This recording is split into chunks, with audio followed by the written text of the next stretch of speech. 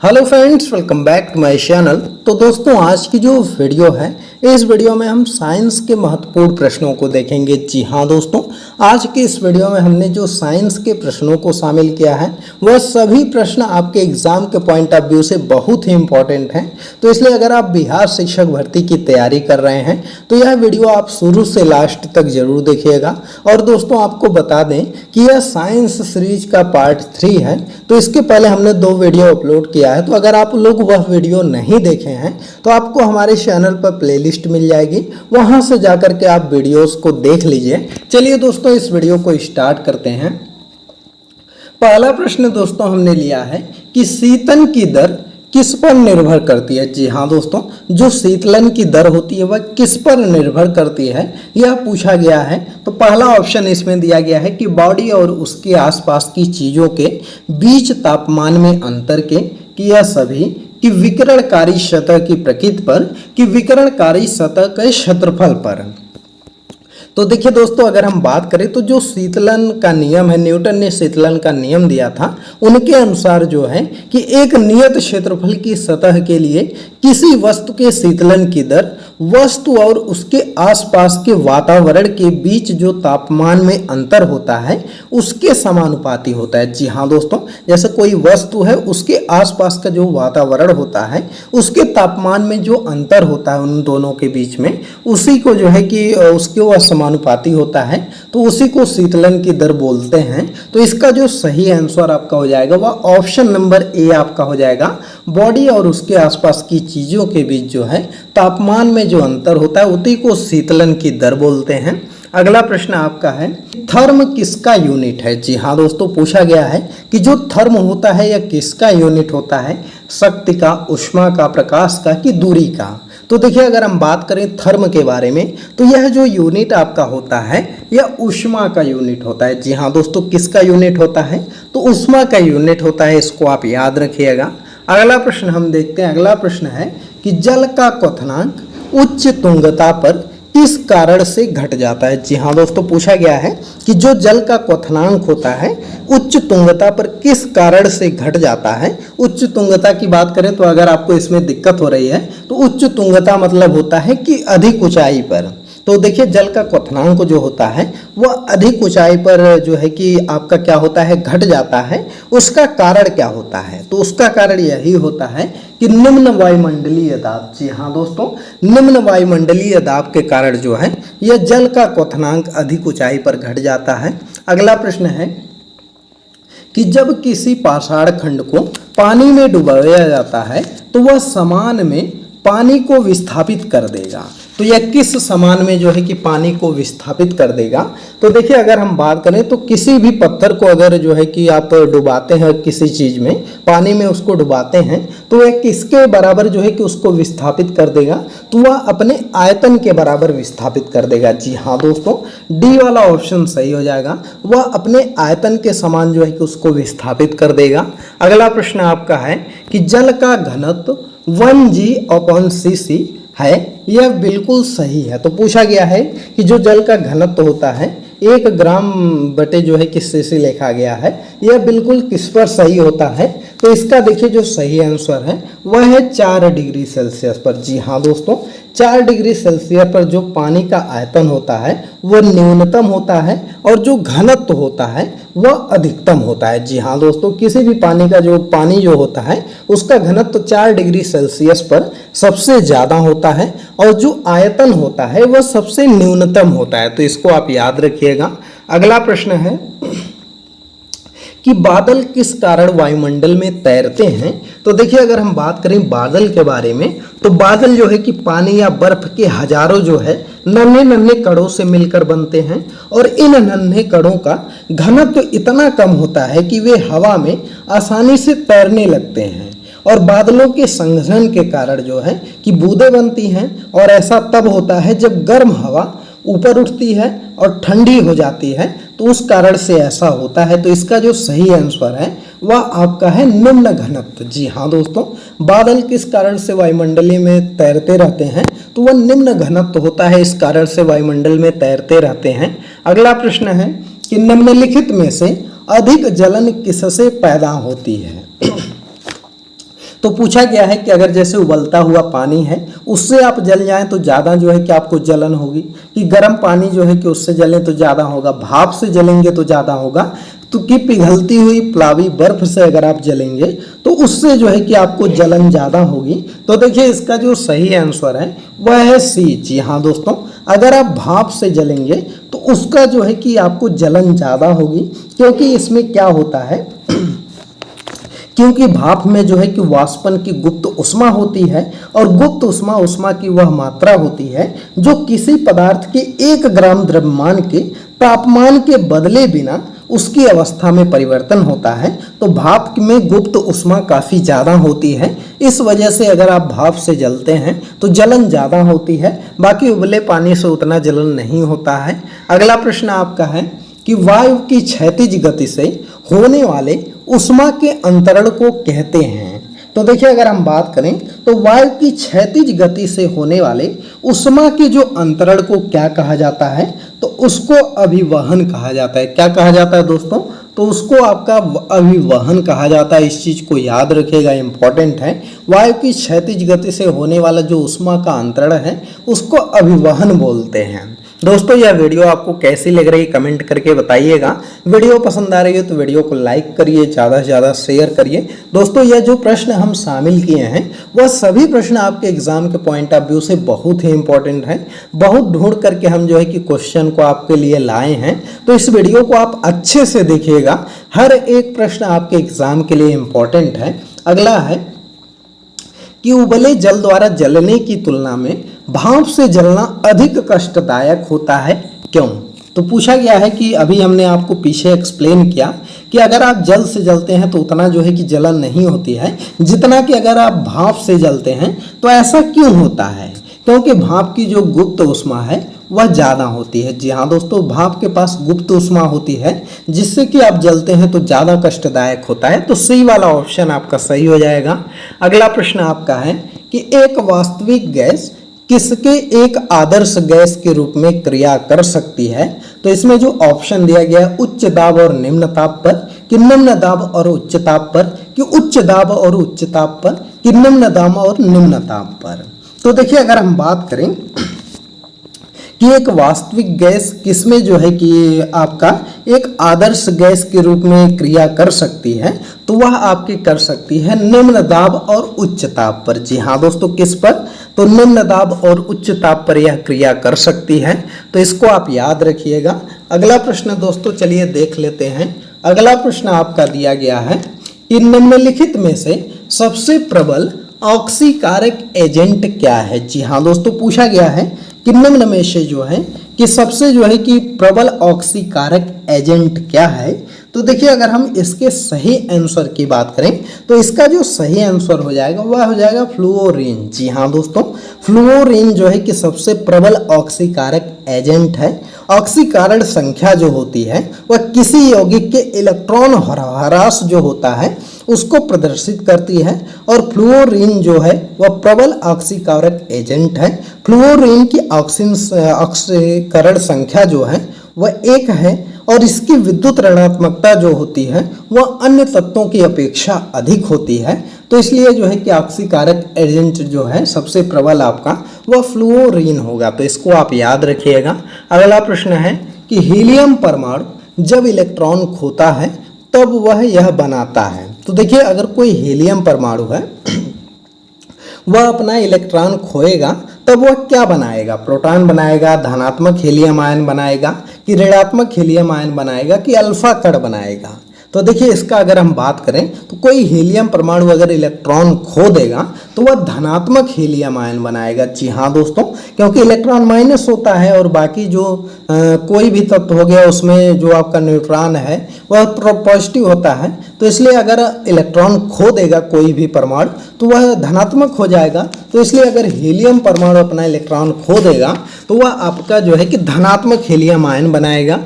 अगला प्रश्न हम लिए हैं कि न्यूक्लियस की द्रव्यमान संख्या है। तो देखिए अगर हम बात करें न्यूक्लियस के द्रव्यमान संख्या की तो यह कभी उसके परमाणु क्रमांक से अधिक और कभी उसके बराबर होती है। जी हाँ दोस्तों, जो न्यूक्लियस आपका होता है वह कभी उसके जो है कि परमाणु क्रमांक से अधिक होती है और कभी उसके बराबर होता है। तो डी वाला ऑप्शन आपका सही है। और दोस्तों अगर हम बात करें तो किसी परमाणु के नाभिक में जो उपस्थित न्यूट्रॉनों और प्रोटॉनों की संख्या का योग होता है उसी को हम लोग द्रव्यमान संख्या बोलते हैं। और जो कभी उसके परमाणु क्रमांक से अधिक और कभी उसके बराबर होता है और नाभिक में उपस्थित प्रोटॉनों की संख्या को परमाणु क्रमांक बोला जाता है। तो इस चीज को याद रखिएगा।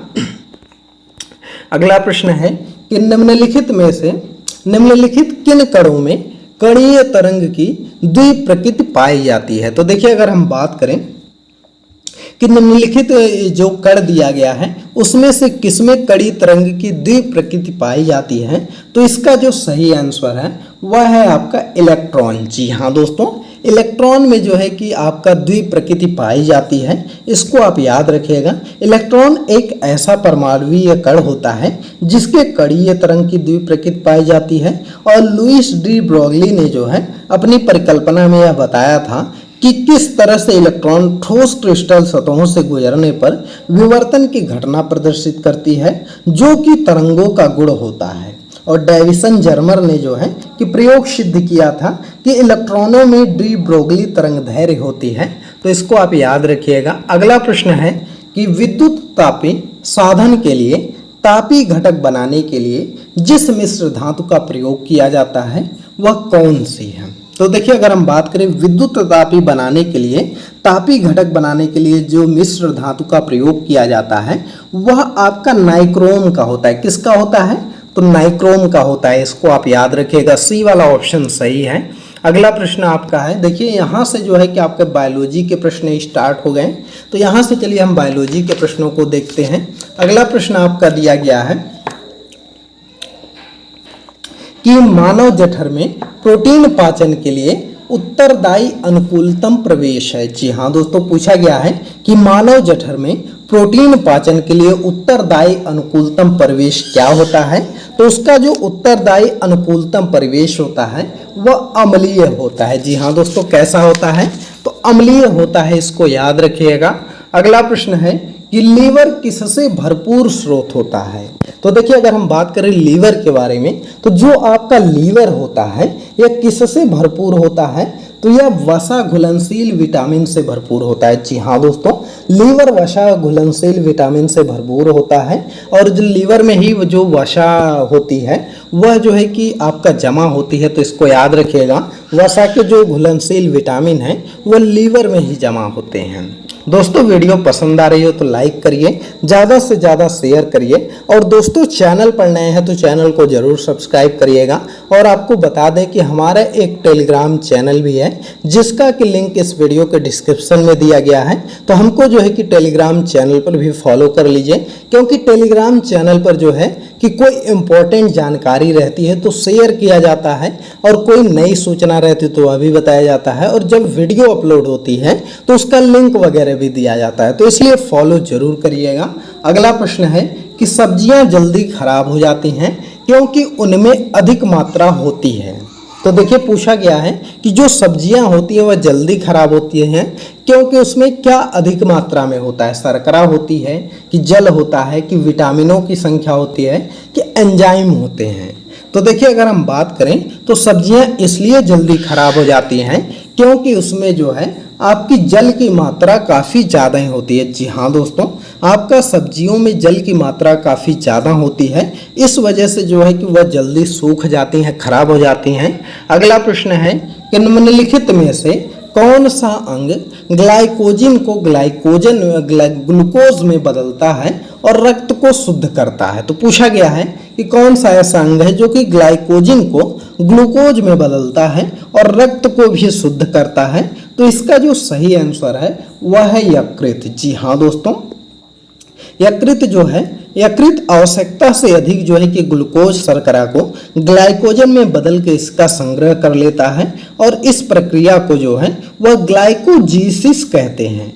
और रक्त में ग्लूकोज शर्करा की कमी पड़ने पर संग्रहित ग्लाइकोजन को वापस ग्लूकोज में बदल कर जो है वह रक्त में मुक्त कर देता है और इस प्रक्रिया को जो है वह ग्लाइकोजिनोलिसिस कहते हैं। तो इसको याद रखिएगा, यकृत यह काम करता है। अगला प्रश्न है कि टेबल शर्करा किस प्रकार की शर्करा है।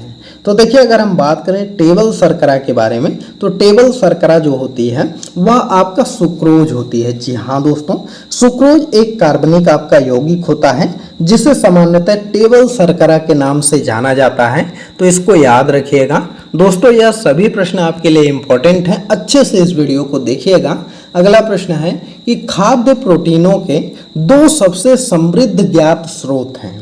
तो देखिए अगर हम बात करें तो खाद्य प्रोटीन के 2 सबसे समृद्ध जो ज्ञात स्रोत हैं वह आपका क्या है। मांस और अंडे हैं, दूध और सब्जियां हैं, सोयाबीन और मूंगफली है कि एक प्रकार का शैवाल और अन्य सूक्ष्मजीव हैं। तो देखिए अगर हम बात करें तो यह आपका हो जाएगा सोयाबीन और मूंगफली। जी हाँ दोस्तों, खाद्य पदार्थों में जो है कि सबसे समृद्ध जो होता है वह आपका सोयाबीन में सबसे ज़्यादा जो है कि प्रोटीन पाया जाता है। उसके बाद आपका मूंगफली में प्रोटीन पाया जाता है और इसके अलावा जो आपकी दलहनी फसलें हैं उसमें जो है कि प्रोटीन पाया जाता है। तो इसको याद रखिएगा। अगला प्रश्न है निम्नलिखित में से कौन सा एक रेशेदार प्रोटीन है। तो देखिए रेशेदार प्रोटीन की बात करें तो इनमें से कौन सा रेशेदार प्रोटीन है। हीमोग्लोबिन है, एल्बुमिन है, केराटिन है कि एंजाइम है। तो देखिए अगर हम बात करें रेशेदार प्रोटीन की, तो जो आपका केराटिन होता है यह एक रेशेदार प्रोटीन होता है। जी हाँ दोस्तों, केराटिन जो होता है यह आपका एक रेशेदार प्रोटीन होता है। यह प्रोटीन जो होता है वह बाल, नाखून, सींगों, ऊन इत्यादि में जो है कि पाया जाता है। तो इसको याद रखिएगा। अगला प्रश्न है कि किस ऊतक के नख, खुर और सींग बने होते हैं। तो देखिए अगर हम बात करें तो वह कौन सा ऊतक होता है जिससे कि नख, खुर और सींग बने होते हैं। अभी हमने आपको बताया कि क्या होता है, तो वह होता है केराटिन का। जी हाँ दोस्तों, जो आपके नाखून है या जो है कि भैंस वगैरह की जो खुर पाई जाती है और जो सींग होती है वह आपका केराटिन प्रोटीन का बना होता है। तो इसको आप याद रखिएगा।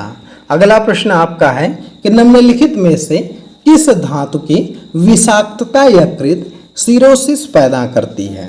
तो देखिए अगर हम बात करें कि किस धातु की विषाक्तता यकृत जो है वह सिरोसिस पैदा करती है, तो यह सही आंसर जो है वह कॉपर हो जाएगा। जी हाँ दोस्तों, यकृत में कॉपर के संचयन से जो है वह यकृत में विकार उत्पन्न हो जाता है तथा उसके ऊतक का क्षय होने लगता है, जिसे कि यकृत सिरोसिस कहते हैं या यकृत नेक्रोसिस भी कहते हैं। और यह जो है कि कॉपर शरीर के अन्य भागों या मस्तिष्क में जो है वह वृक्क तथा आंखों पर भी जमने लगता है। तो इसे विल्सन रोग कहते हैं। तो इस चीज को याद रखिएगा। जब आपको जो है कि कॉपर मिल जाता है, कॉपर धातु मिल जाती है, तो यकृत सिरोसिस होता है। अगला प्रश्न है कि मनुष्य के उपयोग के लिए कार्बनिक भोजन को बेहतर क्यों माना जाता है। तो देखिए अगर हम बात करें तो मनुष्य के उपयोग के लिए कार्बनिक भोजन को बेहतर क्यों माना जाता है, क्योंकि कार्बनिक भोजन जो है वह जैविक खेती से उत्पन्न खाद्य पदार्थ होते हैं और यह मनुष्य के उपयोग के लिए बेहतर होते हैं, क्योंकि इसे रसायनों और सिंथेटिक कीटनाशकों का प्रयोग किए बिना उगाया जाता है। तो इसलिए जो है कि कार्बनिक भोजन अधिक बेहतर होते हैं मनुष्यों के लिए। तो इसका सही आंसर हो जाएगा बी वाला ऑप्शन, कि इसे रसायनों एवं सिंथेटिक कीटनाशकों का प्रयोग किए बिना उगाया जाता है, इसलिए जो है कि कार्बनिक भोजन बेहतर होते हैं। तो इस चीज़ को याद रखिएगा। दोस्तों आज की इस वीडियो में इतना ही प्रश्न देखेंगे। यह सभी प्रश्न आपके एग्जाम के पॉइंट ऑफ व्यू से बहुत ही इंपॉर्टेंट हैं। तो इस वीडियो को आप 2-3 बार रिपीट करके जरूर देख लीजिएगा, सभी प्रश्नों को तैयार कर लीजिएगा।